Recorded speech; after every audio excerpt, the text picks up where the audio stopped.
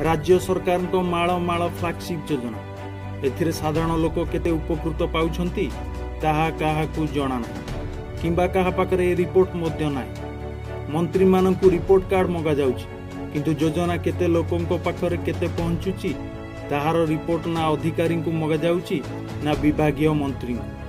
आमे आज आपनको पाखरे राज्य सरकार को एक फ्लैगशिप योजना उपरे कहबाकू जाउछु। योजनाटी गरीब लोकंकू उच्च मानर स्वास्थ्य सेवा मागणारे जोगाई देबाकू तैयारी करा जायतिला। योजनाटीर ना थिला निरामय। एही योजनाटी बहुत दिन हेबो ओडिशा सरकार को पक्षरु गरीब लोकंकू सरकारी डाक्तरखाना रे मागणारे मेडिसिन जोगाई देबाकू तैयारी करा जायतिला।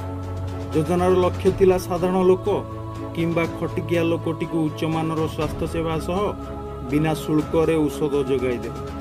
ओडिशार पाखापाखि समस्त सरकारी डाक्तरखाना रे यह उपलब्ध अछि। अब यार उद्देश्य एमिति किछि थिला।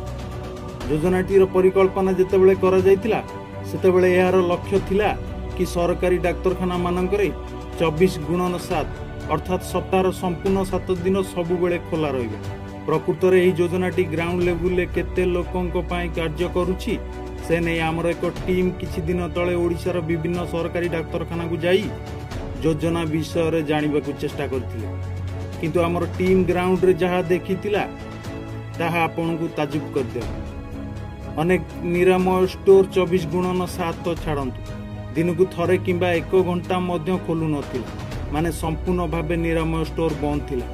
आउ किछि जगह निरामय स्टोर खोला जाउथिला से पुनी सप्ताह को 6 दिन को पाखापाखि 8 घंटा।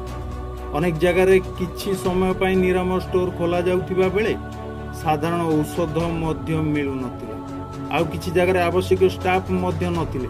आउ अनेक सरकारी डाक्तरखाना रे निरामय स्टोर मध्य नथिला। मोटामोटी कहबाकू गले एई योजनार सुफल लोक माने पाखापाखि 30% पाउछन किंतु आउ 70% केबे मिलिबो ताहा काहाकू जणा नाही। आम राज्य रे एमिति चलीछि सरकार को एक बड़ फ्लैगशिप योजना निरामय।